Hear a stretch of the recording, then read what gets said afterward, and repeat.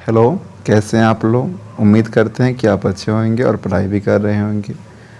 आज आपको मैं नाखून क्यों बढ़ते हैं जो आपका 10वीं में पढ़ना पार्ट्स है उसका क्वेश्चन आंसर करा रहा हूँ। इसका पार्ट 1 मैंने पहले ही अपलोड कर दिया है, जिसमें 10 क्वेश्चंस के सटीक उत्तर दिए गए हैं। और जिसका पार्ट 2 है यह। यदि आपने पार्ट 1 नहीं देखा है तो पहले पार्ट 1 देख लीजिए, फिर पार्ट 2 देखिए और दोनों का नोट्स तैयार कीजिए। आज 11 नंबर क्वेश्चन से हम शुरुआत करेंगे। देखिए, ध्यान से सुनिए, समझिए और नोट्स में लिखकर याद भी कीजिए। क्वेश्चन नंबर 11 है, निबंध में लेखक ने किस बूढ़े का जिक्र किया है? लेखक की दृष्टि में बूढ़े के कथनों की सार्थकता क्या है? मतलब आपका जो निबंध है नाखून क्यों बढ़ते हैं, उसमें एक बूढ़े का भी जिक्र आया है, तो बूढ़ा कौन है? तो उत्तर बनेगा इसका कि निबंध में लेखक हजारी प्रसाद द्विवेदी ने किसी बूढ़े नेता का जिक्र किया है। जो बूढ़ा व्यक्ति है वह नेता है, जो संभवतः महात्मा गांधी के मार्ग पर चलने वाला है, और वो जो है कि गांधीवादी नेता हैं, जो महात्मा गांधी के मार्ग पर चलने वाले हैं। जब एक और बड़े बड़े नेता कह रहे थे वस्तुओं की कमी है, मशीन बढ़ाओ, उत्पादन बढ़ाओ और धन की वृद्धि करो, वहीं दूसरी ओर वह बूढ़ा नेता कह रहा था बाहर नहीं भीतर की ओर देखो, हिंसा को मन से दूर करो, झूठ को हटाओ, क्रोध और द्वेष को दूर करो, लोक के लिए कष्ट सहो, लोक कल्याण की बात सोचो, प्रेम की बात सोचो, प्रेम ही बड़ी चीज़ है क्योंकि वह हमारे भीतर रहता है। उसका कहना था कि हिंसा को मन से बिल्कुल छोड़ दीजिए, मारपीट मत कीजिए, है ना। झूठ को हटाओ, मतलब झूठ ना बोलिए, क्रोध और द्वेष की भावना अंदर में ना रखिए, लोग के लिए कष्ट सहिए थोड़ा सा तो आपके लिए लोग भी सहेगा, लोक कल्याण की बात कीजिए, प्रेम की बात कीजिए, प्रेम ही बड़ी चीज़ है क्योंकि वह हमारे भीतर होता है, बाहर नहीं होता है। बाहरी चीज़ों को लोग चुरा सकता है, भीतरी को नहीं। सफलता और चरितार्थ शब्द में लेखक अर्थ की विभिन्नता किस प्रकार प्रतिपादित करता है? 12 नंबर क्वेश्चन आपका है। देखिए, मनुष्य की सफलता और चरितार्थ शब्दों में लेखक अर्थ की विभिन्नता प्रतिपादित करते हुए कहा है कि सफलता मारक अस्त्रों के संचय से बाहरी उपकरणों की बहुलता से प्राप्त की जाती है, जो आडंबर मात्र है, परंतु मनुष्य की चरितार्थ प्रेम में, मित्रता में, त्याग में तथा अपने को सबके लिए निर्मल भाव से दे देने में है। चरितार्थ जो है कि प्रेम में है, मित्रता में है और त्याग में है, इतना ध्यान रखिए।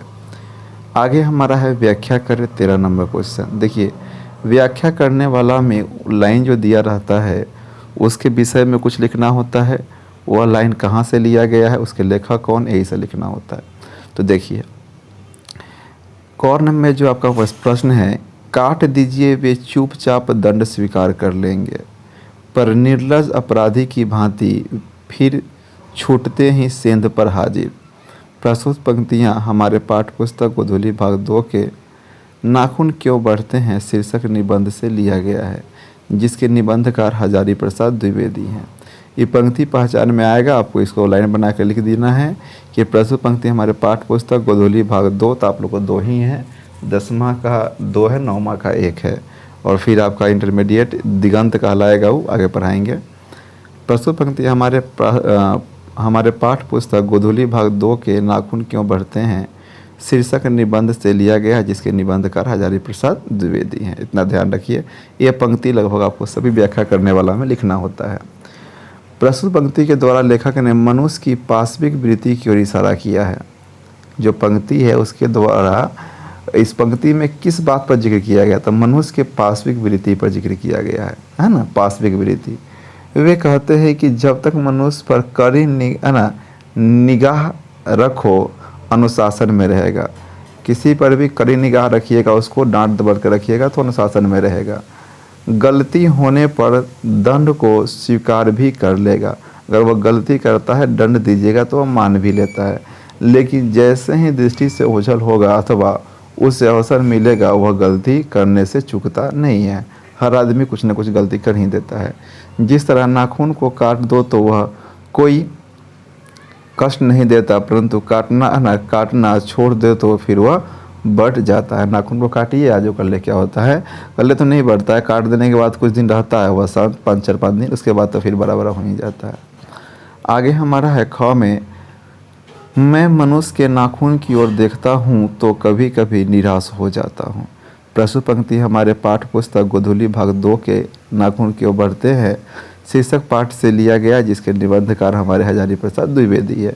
जो आप वहाँ प्रस्तुत में लिखे थे पहला बार, इसमें विषय में लिखना ही है। इन पंक्तियों के माध्यम से लेखक यह बताना चाहते हैं कि उन्हें मनुष्य की बढ़ती पाश्विक वृत्ति को देखकर निराशा होती है।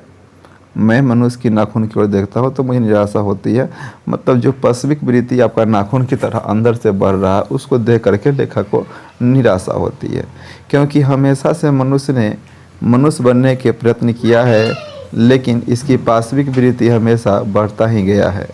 हिरोशिमा और नागासाकी का विध्वंसक मानव संहार उसकी पाश्विक वृत्ति का ही उदाहरण है। देखिए, हमने कहा कि वह हत्याएं नहीं करेंगे, लोग जो है कि कितना अंतर्राष्ट्रीय स्तर पर राष्ट्रीय स्तर पर समझौते हुए हैं कि हत्या नहीं होना चाहिए, लेकिन द्वितीय विश्व युद्ध के दौरान जो नागासाकी और हिरोशिमा जापान के शहर पर बम गिराया गया, जिसमें हजारों लोग निर्दोष लोग ही वहाँ पर मारे गए, उनकी क्या गलती थी।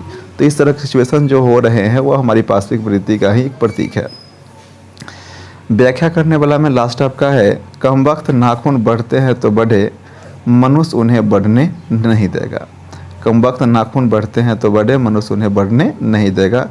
तो प्रस्तुत पंक्ति हमारे पाठ्य पुस्तक गोधूली भाग 2 के नाखून क्यों बढ़ते हैं शीर्षक निबंध से लिया गया, जिसके निबंधकार हजारी प्रसाद द्विवेदी है। फिर वही लाइन कॉपी कर देना है यहाँ पर। इन पंक्तियों के द्वारा निबंधकार ने बताया है कि यह सही है कि अज्ञानता हम पर हावी रहता है। अज्ञानता जो है कि हम पर हावी रहता है, मतलब चढ़ा हुआ रहता है, परंतु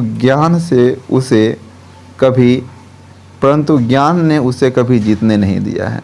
अज्ञानता हमारे ऊपर हावी है, लेकिन ज्ञान कभी भी अज्ञानता को जीतने नहीं दिया है। पाश्विकता तो मनुष्य को क्षणिक सुख देता है, अस्थायी सुख तो उसे मानवता से ही मिलते। देखिए, पाश्विकता मनुष्य को क्षणिक सुख देता है। पशु वाली जो वृत्ति है, छीन लेना, मार करना, ये सारी चीज़ वह आपको ना सुख देता है, बट क्षणिक होता है ना, लेकिन अस्थायी नहीं होता। अस्थायी तो प्रेम से ही आता है। मनुष्य अपनी बुराइयों को रोकने का प्रयास कभी कम नहीं किया है। बुराइयां बढ़ने पर मनुष्य कभी अपने पास टिकने नहीं देगा। लेखक ने कहा है कि नाखून का बढ़ना हमारे पाश्विकता का प्रतीक है, परंतु उसका काटना मनुष्य के मनुष्यता का प्रतीक है, पाश्विकता पर विजय का प्रतीक है। ध्यान रखिए, मनुष्य के द्वारा काटना पाश्विकता पर विजय प्राप्त करना है। जैसे नाखून बढ़ रहा है तो पाश्विकता का प्रतीक है, लेकिन आप काट रहे हैं उसको तो आपको पाश्विकता पर विजय का प्रतीक माना जाता है। आज का लास्ट क्वेश्चन है, देख लीजिए। लेखक की दृष्टि में हमारी संस्कृति की बड़ी भारी विशेषता क्या है, स्पष्ट करें। ये आज का लास्ट क्वेश्चन है। लेखक की दृष्टि में हमारी संस्कृति की बड़ी भारी विशेषता क्या है, स्पष्ट करें। ध्यान कर लीजिए। अगर आपको वीडियो अच्छा लग रहा है तो चैनल को सब्सक्राइब कर लीजिए, ताकि नेक्स्ट पूरा अध्याय का मैं डालूंगा। नेक्स्ट क्या जितना भी आपका अध्याय हो सबका सीरियल वाइज क्वेश्चन आंसर उसका व्याख्या डालते रहूँगा। तो अगर आप चाहते हैं कि हाँ इस चैनल पर आप पढ़ें, हमसे पढ़ें, तो चैनल को सब्सक्राइब कर रखें। लेखक की दृष्टि में हमारी संस्कृति की बड़ी भारी विशेषता यह है कि हमने आप पर अपने आप के द्वारा लगाया हुआ बंधन मतलब हमारी विशेषता है कि स्वाधीनता। हम लोग अपने आप पर अपने आप का बंधन लगाए हुए हैं। हमारी परंपरा में बहुत पहले से आत्म अनुशासन की बात चली आ रही है, जिसमें हम न करने योग्य काम के लिए अपने आप पर अंकुश लगाते हैं। मतलब जो भी काम वैसा है जो हम लोग को नहीं करना चाहिए, ठीक है, मन से उस पर हम रोक लगाने का प्रयास करते हैं, ताकि उस पर रोक लगा करके काम को गलत ना होने दिया जाए। इसी के साथ आज मैं वीडियो को समाप्त कर रहा हूं। आप हमारे चैनल पर बने रहने के लिए इसे सब्सक्राइब कर लीजिए और जो भी आपके सहपाठी हिंदी की तैयारी बढ़िया से नहीं कर पाए हैं आपके क्लासमेट्स, आपके मित्रगण में, उनको वीडियो शेयर कीजिए, ठीक है। आपको हिंदी का पूरा वीडियो मैं बना करके दूंगा, इसका भरोसा रखिए। धन्यवाद वीडियो देखने के लिए।